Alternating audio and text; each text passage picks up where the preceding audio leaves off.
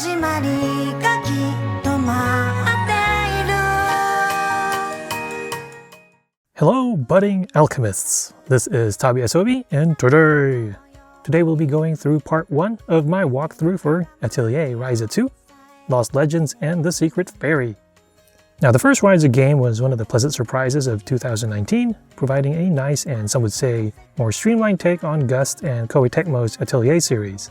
In fact, I liked it so much that it made the annual top 15 best games list that I did for both the Reno Gazette Journal newspaper and USA Today. As such, I was certainly looking forward to going through this game as soon as I got a review copy for it. By the way, make sure to check out my full review for my thoughts on Atelier Ryza 2. Now for this walkthrough, I'll focus on key tasks that you need to do to move the story forward, as well as some hidden stuff, but not talk as much about the main story in order to minimize spoilers. Granted, walkthroughs by nature will tend to have some minor spoilers, but I'll do my best to avoid talking about major plot points for folks who want to enjoy the story on their own without it being ruined by wet towels like me doing walkthroughs. Anyway, onward to the guide.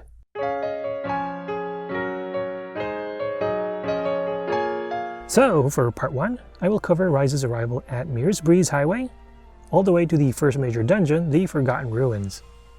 Well, not forgotten for long, since we're going to be there by the end of this video. Be there or be square. We start with Ryza's arrival at the port, and your first order of business is to make it to the capital. However, before you leave the port, make sure to go to the southeast portion of the map to discover the first landmark in this game, the Wharf Lighthouse. After that, it's off to the actual Meerisbrise Highway, where you'll actually get a quick tutorial on the battle system. I mean, I think it's supposed to be Meerisbrise. I have no idea. Although I do know that in Japan, it's called Meerisbrise. So Meerisbrise it is. Before you zip over to the capital, however, there are 2 more landmarks that you can find along the way. One is called quote-unquote Hill Near Capital. Anyway, this landmark is located in the middle portion of the map, just after the first branching path to the north.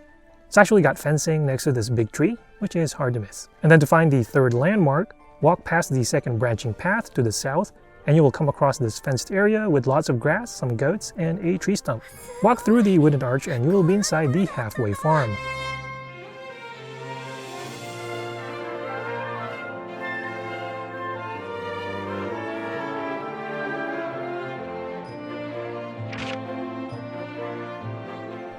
Next to this, by the way, is a statue that you can rotate. This is actually a part of a larger puzzle that involves several statues, and then if you turn them all in the right direction, you get rewarded with a rare item. Anyway, for this statue, it appears that you need to make it face east. And I'll verify that as I do other walkthroughs. By the way, if you're wondering about the treasure chest shown on the map here, you can't access it at this point, so just leave it for now. In fact, you'll notice that if you bring up the map, you'll see several icons with a rope. And so that rope icon pretty much indicates that you need a specific tool in order to access it.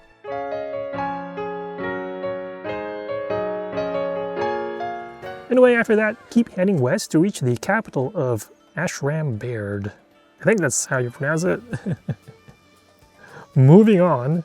Yeah, so anyway, watch the cutscene and you will automatically discover a new landmark, Central Market Street. Continue heading into the city after this for another cutscene.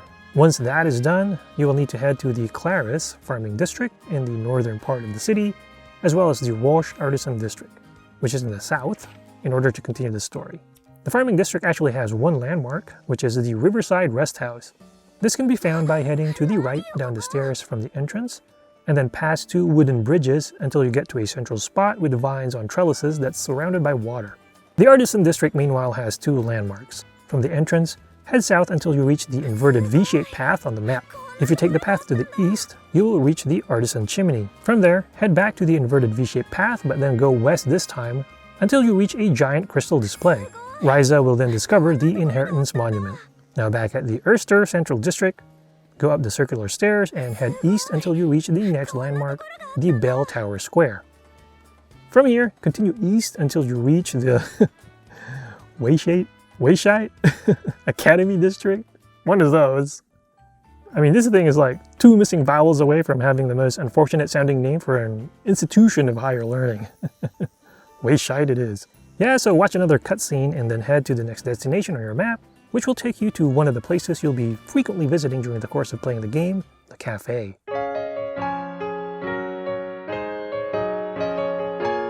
Yeah, so the cafe is one of the places where you can acquire optional quests later on, though the board is still inactive at this time, so just go ahead and leave the cafe after the cutscene is done.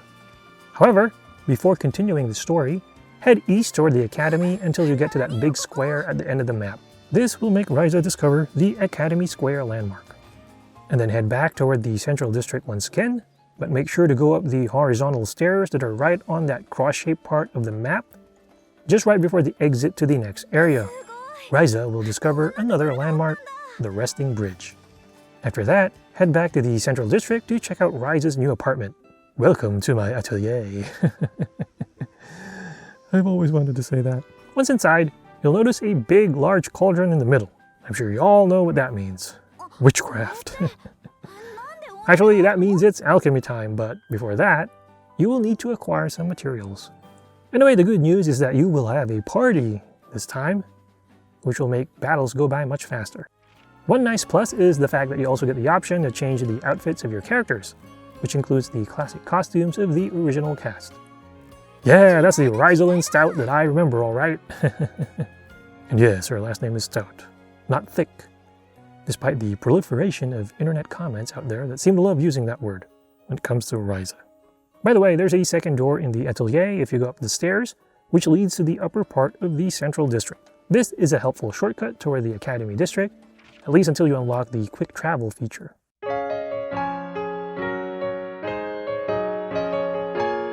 Alright, so now it's time to head to Meerisbrise Highway to gather materials for your first crafting session. Basically, you will need to find 3 things to move this story forward: uni, crimson ore, and fluffy wool. Uni can be picked up near trees, including one that's right by the entrance to the city, and then crimson ore can be acquired from small rocks that have red ore sticking out of them. Thus the name, crimson ore. I guess it's crimson ore sticking out of them, not red. And then fluffy wood. Fluffy wood. Not fluffy wood, it's fluffy wool.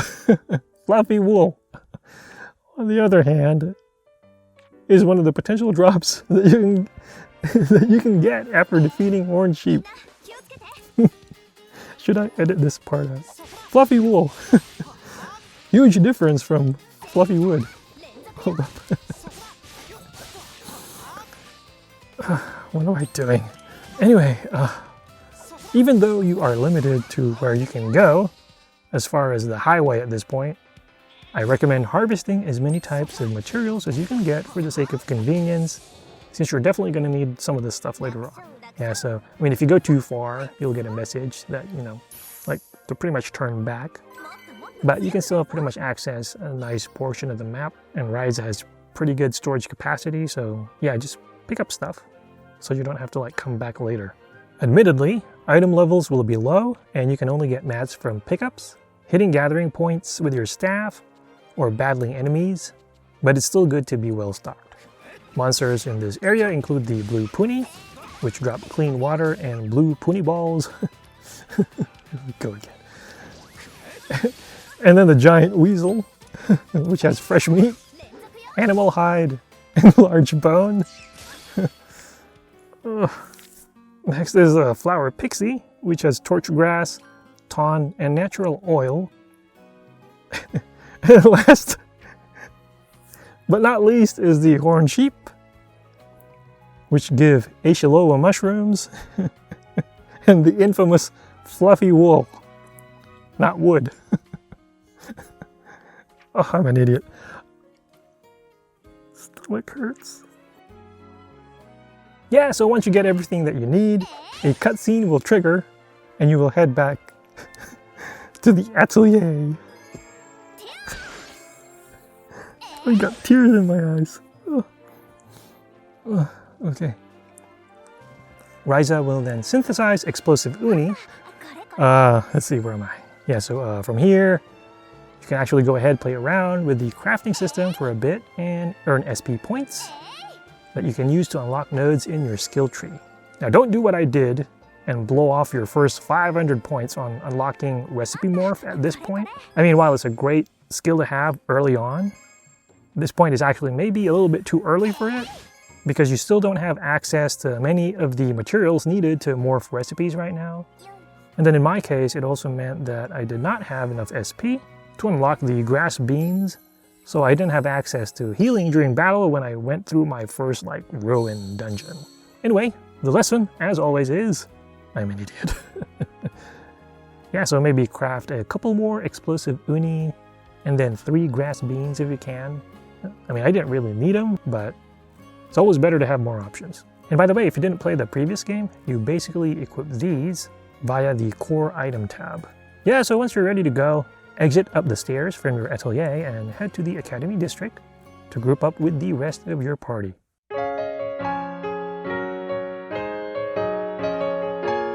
Now from Meerisbrise Highway, head straight north to reach the Forest of Beginnings. You'll find some new materials here again from gathering points, as well as new monsters, which include the Green Puni, which will give you Tall Tawn and Green Puni Balls, Ashen Wool, which is like a variant of the sheep from the highway, and these give you beast meat, fresh meat, and fluffy wool.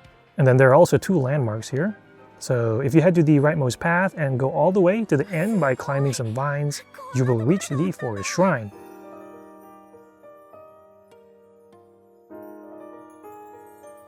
And then to reach the second landmark, backtrack and take the middle path this time. Just make sure to pick up the Blessed Feather from the treasure chest that's shown in the map.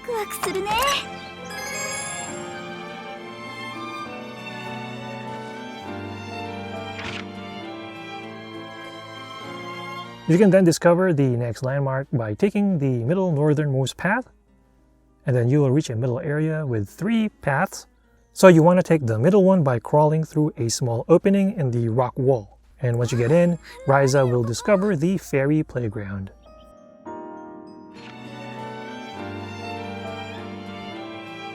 By the way, on the northwest path, you will see 2 treasure chests on your map. Unfortunately, only one is accessible at this point, and you can get to that chest by, well, swimming toward it.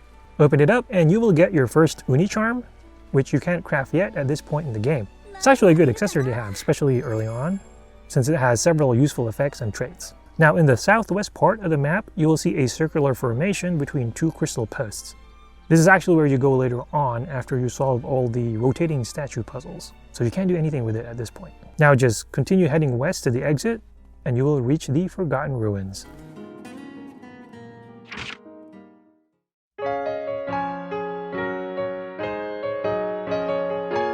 Yeah, so we finally made it to the first dungeon ruin in the game.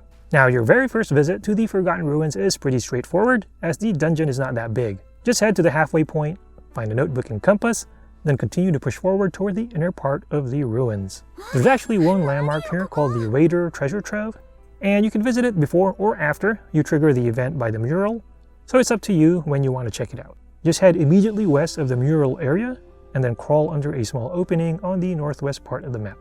And then once you've got everything and watched the cutscene, you can head back to the capital.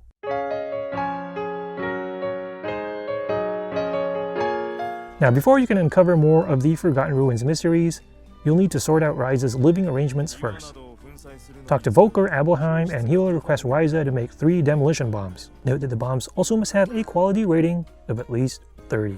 Anyway, head back to the atelier and Ryza will learn the recipe to make them.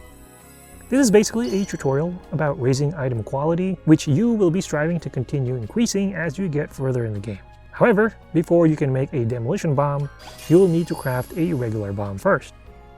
And then the recipe for this is actually in your skill tree. Now as far as making a regular bomb, it requires a combination of the following ingredients. So either a crimson stone or a beehive, and then either ashen sand, soft sand, or waterside moss stone. These are all materials that you can pretty much get easily from Meerisbrise Highway, so it shouldn't be a problem, especially if you've been diligent about collecting items. By the way, if you make your regular bomb have a fire elemental attribute of level 2, it will actually make it easier to increase the quality of your demolition bomb when you make it later. Okay, now it's time to make the demolition bomb, so put the regular bomb that you made in the quality node, and then in the traits node, you can put a crimson stone with a level 2 fire element to fill up the gunpowder requirement in one go. And then just with that, you can already synthesize a demolition bomb with a quality level of 30, though you can even go higher if you want. Anyway, hand it over to Volker, then head to the cafe for a primer on the quest board and side quests. Once again, if you've been diligent about hoarding materials from the field, you can earn some quick cash and SP over here. And then you also have quests that require fighting specific monsters, so that one requires you to hunt.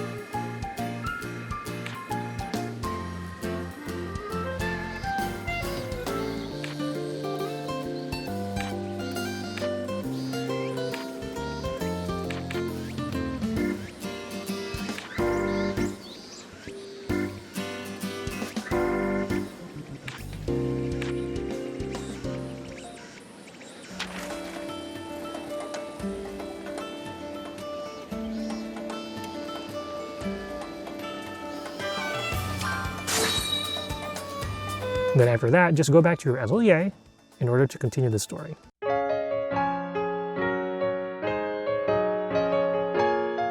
Then after a quick side trip to the Academy District, it's time to go back to the Forgotten Ruins for reals this time, like Tiki Tiki and Tokyo Mirage Sessions. So head back to the mural once again, and you will gain the ability to spot ruin fragments and memory vestiges in the ruins. You'll need to track all of them down in order to collect information and clues that you can use to fill out your exploration book. Here's where they are all located and how I filled out my book.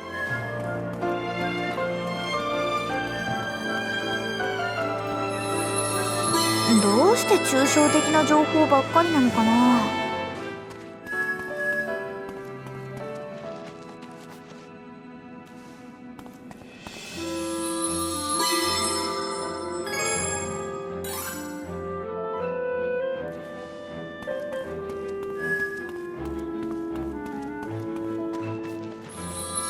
これどんな人の思い出なんだろう。あった、これこれ。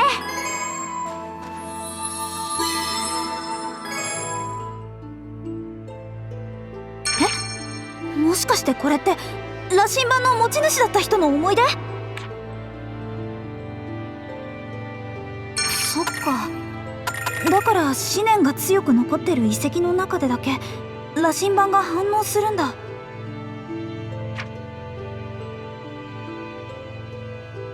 これでちゃんとつながるかな。この人は厳重に導かれてた。大いなる研究か。どんな研究だったのかちょっとだけ気になるかな。Anyway, there you go, part 1 of my Atelier Ryza 2 walkthrough. I'm actually planning to make other guides on top of the walkthrough, so feel free to check back once in a while. As always, if you have any thoughts or questions, please feel free to leave them in the comment section. Once again, this is Tabi Asobi, and thank you for watching.